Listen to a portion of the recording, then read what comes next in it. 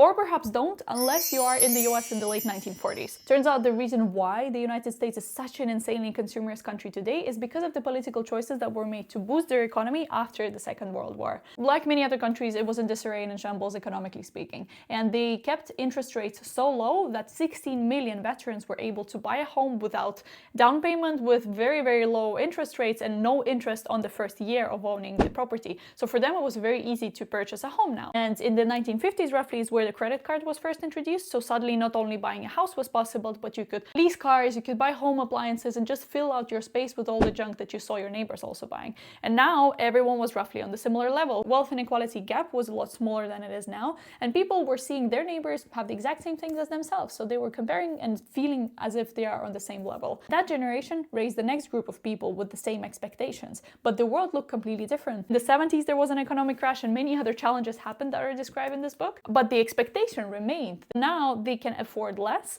but the debt is growing. They're just taking in more loans to be able to buy those 2 cars, to be able to send their children into college, accumulate even more debt. And that brings us to the current moment, where it is even more exacerbated by the social media of it all, because not only do they need to take loans to be able to afford anything, but they also compare themselves to that top 1% that used to be invisible, that used to be running in completely different circles, but now is so accessible through the screen of your phone. And that brings us to the state of where people are trying to feel as if they are in control of their finances, but not actually doing any good. They accumulate debt, they purchase stupid Labubus and really terrible fast fashion clothing to be able to feel as though they're connected through the screen to that expensive rich person, but in reality, not really being on the same level at all. And that is just fascinating.